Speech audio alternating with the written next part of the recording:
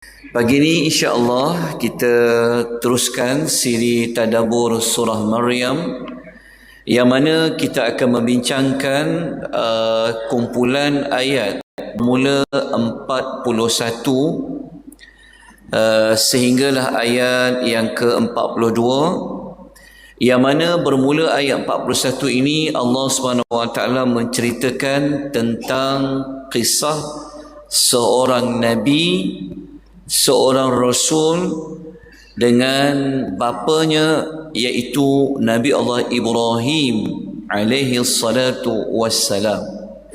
Di antara munasabah peletakan kisah Nabi Allah Ibrahim dengan bapanya di dalam surah Maryam adalah Allah menyesuaikan dengan kisah bapa dan anak, ibu dan anak dalam surah Maryam.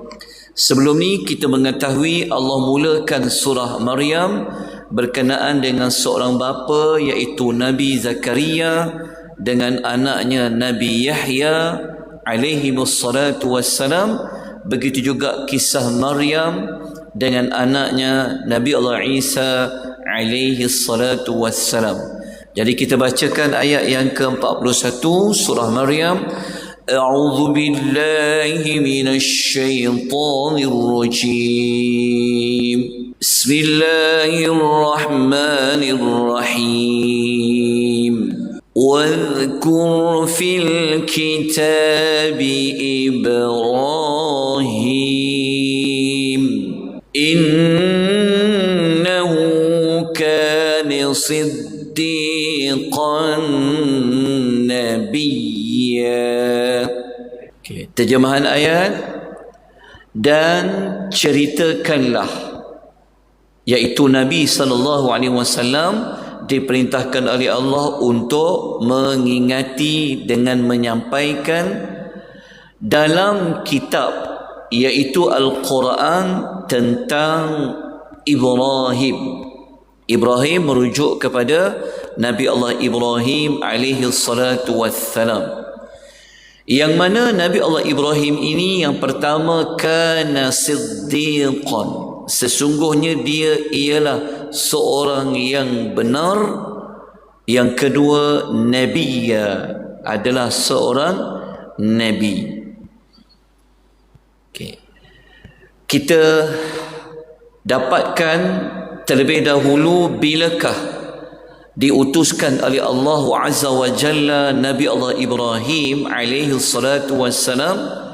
Kalau kita merujuk dalam satu kitab, tajuknya adalah Al-Qasasul Qurani, Dr. Almarhum Dr. Salah Al-Khalidi rahimahullah mengatakan, mula-mula Allah mengutuskan Nabi Adam alaihi salatu wassalam.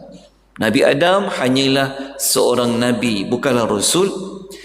Kemudian Allah mengutuskan rasul yang pertama di muka bumi, iaitu Nabi Nuh alaihi salatu wassalam. Kemudian Allah mengutuskan Nabi Allah Hud alaihi salatu wassalam. Kemudian Nabi Allah Saleh alaihi salatu wassalam. Barulah Allah utuskan Nabi Allah Ibrahim alaihi salatu wassalam. Kemudian bersama dengan Nabi Allah Ibrahim adanya Nabi Allah Lut alaihi salatu wassalam. Jadi kalau ikut susunan ini, Rasul yang diutuskan oleh Allah yang keempat adalah Nabi Allah Ibrahim. Kalau dari sudut Nabi adalah yang kelima, Nabi Allah Ibrahim alaihi salatu wassalam. Okay, ayat tadi Allah mengatakan Nabi Ibrahim ini adalah seorang yang kana siddiqan, dia adalah seorang yang benar. Okay, apa makna siddiq? Ada huruf sabdu, ada tanda sabdu di atas huruf dal, menunjukkan bahawa Nabi Allah Ibrahim seorang yang amat benar. Apa itu siddiq? Siddiq adalah merujuk yang pertama orang yang berkata benar, Orang selalu berkata benar, dia ada ciri siddiq. Yang kedua, siddiq adalah orang yang menunaikan janji. Siddiq, ciri yang ketiga adalah membuktikan apa yang dia katakan dengan perbuatan. Dia tak kata dari sudut lisannya, tapi dia buktikan dengan perbuatan. Ciri yang keempat, orang yang benar adalah membenarkan apa yang dikatakan oleh Allah dan Rasul. Jadi Nabi Allah Ibrahim ni, apa saja perintah Allah, apa saja yang Allah katakan, itu dibenarkan oleh Nabi Allah Ibrahim. Sehingga kan dia sanggup menyembelih anaknya, dia sanggup tinggalkan anaknya yang kecil Nabi Ismail dan Hajar. Kita tahu ceritanya sebelum ini. Semua itu adalah ciri orang yang siddiq. Yang kelima, orang yang siddiq adalah orang kalau dia buat amal, niatnya semata-mata kerana Allah. Begitu juga ciri yang keenam, orang yang siddiq, orang yang zahirnya seiring dengan batinnya, iaitu bukanlah orang munafik. Sebab orang munafik hatinya lain, mulutnya lain. Jadi itu adalah 6 ciri seorang yang dikatakan siddiq. Ciri yang kedua, Nabi Allah Ibrahim alaihi salatu wassalam adalah seorang nabi. Apa makna nabi? Nabi, kalau kita kembangkan maknanya, ia merujuk kepada orang yang membawa berita yang penting, berita yang besar. Sebab itu hari akhirat dia panggil An-Naba. Kita pernah belajar surah An-Naba. Jadi An-Naba tu dikaitkan juga, boleh dikembangkan menjadi kalimah An-Nabi. Jadi setiap Nabi dia akan membawa berita-berita, pengkhabaran dari Allah Azza wa Jalla. Itulah Nabi. Maknanya orang yang penting, yang utama dalam kehidupan manusia adalah Nabi. Baik, apakah pengajaran yang boleh kita keluarkan daripada ayat yang ke-41 ini? Pengajaran yang pertama, kenapa Allah perintahkan supaya ingatkanlah, ceritakanlah kisah Nabi Allah Ibrahim? Sudah pasti Nabi Allah Ibrahim adalah sebagai suri teladan yang terbaik untuk manusia ikut. Untuk pengajaran pertama ini, kita kukuhkan dengan ayat-ayat dalam Quran yang lain. Contoh dalam surah Al-Mumtahanah ayat yang keempat, Allah mengatakan Nabi Allah Ibrahim itu qad kanat lakum uswatun hasanah fi Ibrahim. Nabi Allah Ibrahim ni ada suri teladan yang baik. Maknanya Nabi Allah Ibrahim ni adalah manusia contoh, manusia yang sepatutnya kita jadikan sebagai idola, manusia yang kita jadikan dia sebagai figura yang kita boleh ikuti. Dalam surah Al-Baqarah ayat 124, Allah mengangkat Nabi Allah Ibrahim sebagai apa? Qala inni ja'iluka lin-nasi imama. Allah Ta'ala kata kepada Nabi Allah Ibrahim, sesungguhnya aku melantik engkau wahai Ibrahim menjadi seorang imam, pemimpin ikutan. Begitu juga kalau kita rujuk dalam suratul Nahli ayat 1, 2, 3, Allah perintahkan kepada Nabi SAW dan kepada kita semua supaya nak beragama, nak ikut cara agama siapa, tauhid siapa. Allah mengatakan summa auhayna ilaika anittabi' millata Ibrahim hanifa. Kami wahyukan kepada engkau wahai Muhammad, hendaklah engkau ikut agama Ibrahim hanifa, yang berdiri teguh di atas jalan yang benar. Pengajaran yang kedua daripada kisah Ibrahim tadi, marilah kita menjadi seorang yang bersifat menjadi seorang yang amat benar. Dan pengajaran yang ketiga, kita kena membenarkan apa sahaja yang disampaikan oleh para nabi dan rasul. Kerana setiap nabi dia akan membawa berita yang penting dari Allah Azza wa Jalla. Jadi untuk pengajaran 2 dan 3 kita akan sokong dengan beberapa ayat-ayat Al-Quran yang lain. Secara tak langsung ayat-ayat ini menguatkan lagi apakah itu ciri siddiq.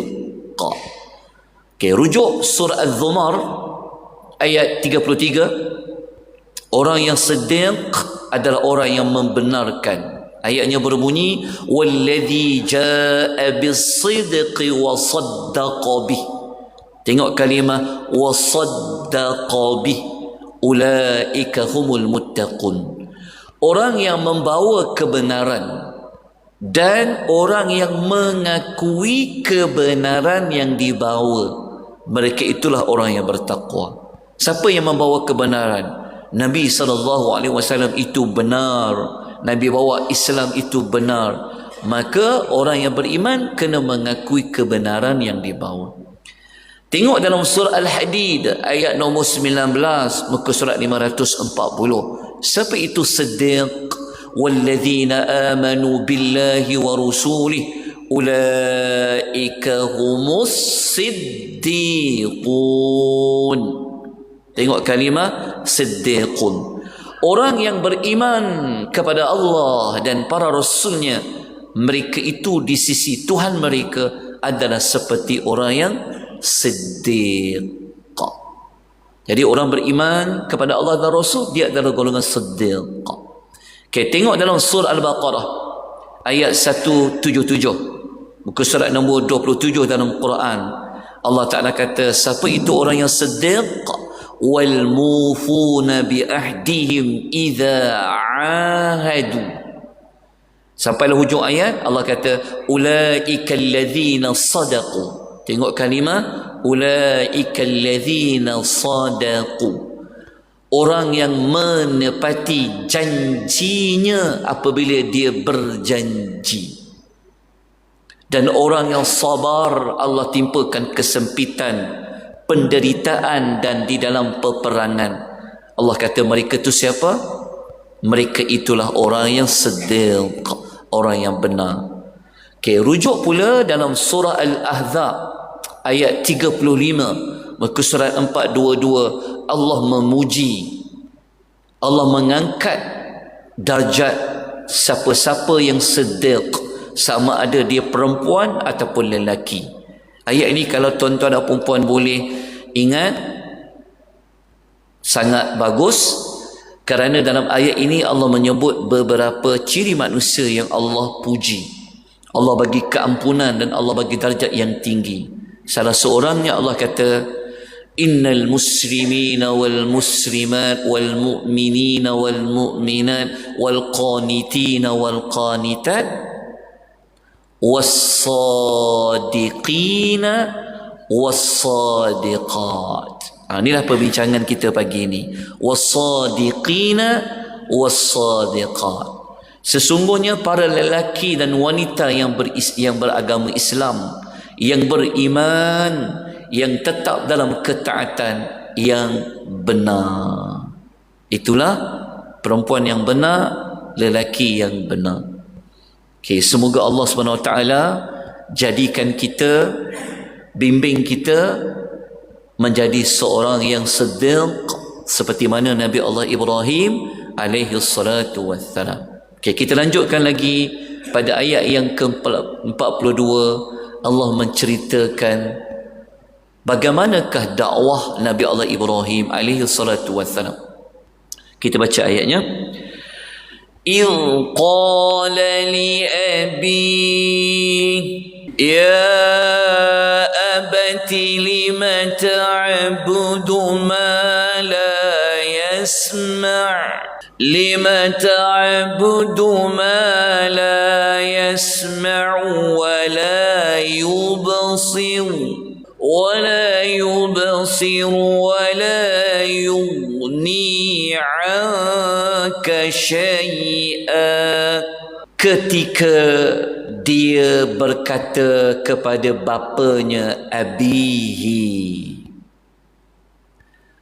wahai ayahku yang dihormati, yang dikasihi.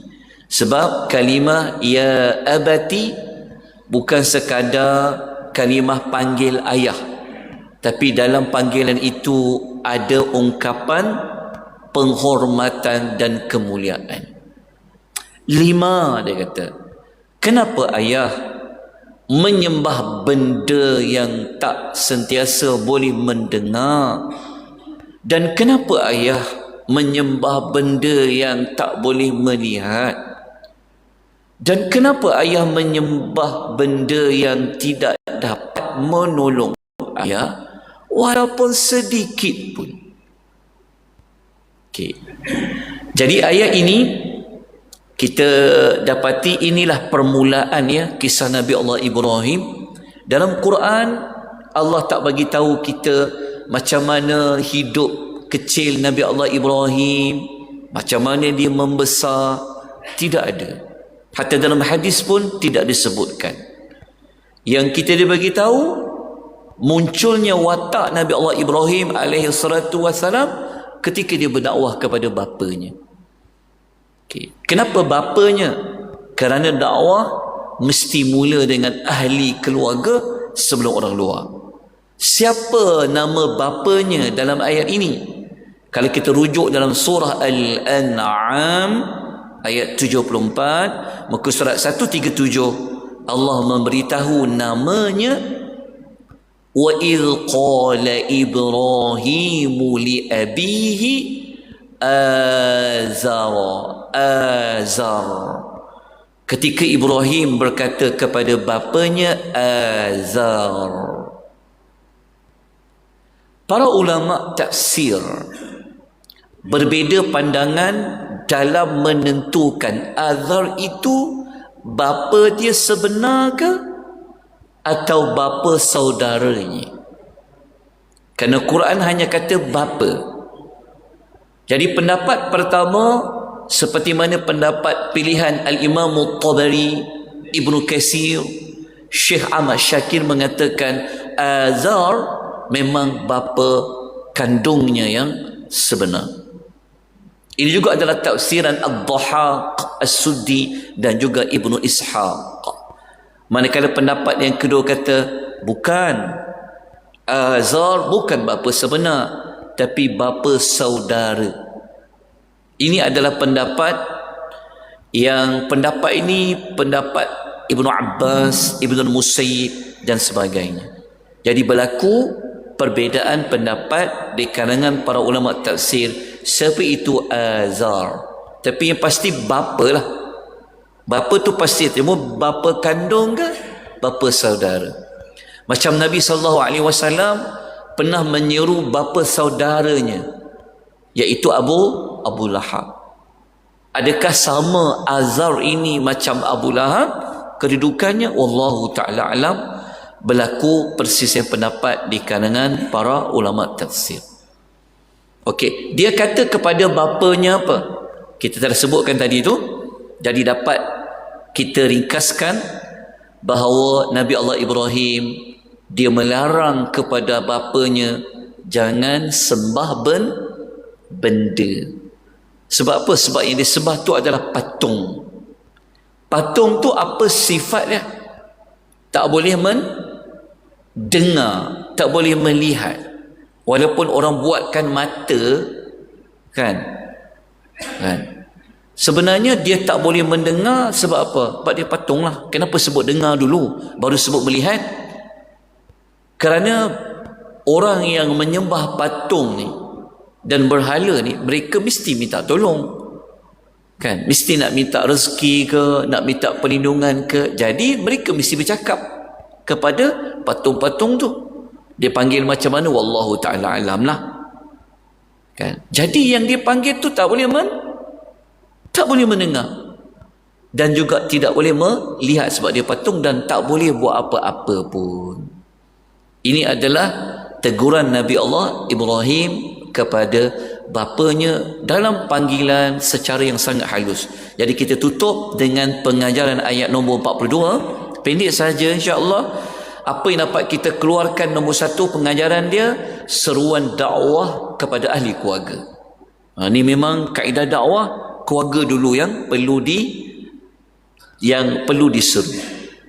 Yang kedua adalah bahasa yang sesuai, lunak, halus kalau nak dakwah kepada ibu dan bapa walaupun mereka kafir. Kerana pangkat bapa tak boleh hilang, darjat mereka tak boleh dihilangkan walaupun bapanya itu bukan Islam. So kena panggil dengan panggilan yang hormat. Yang ketiga, Tuhan yang sebenar adalah Tuhan yang menciptakan makhluk, bukan yang diciptakan oleh makhluk. Baik, nanti kita akan teruskan dengan ayat yang berikutnya pada hari yang berikutnya, dan kita akan tengok apa reaksi bapanya terhadap seruan Nabi Allah Ibrahim alaihi salatu wassalam.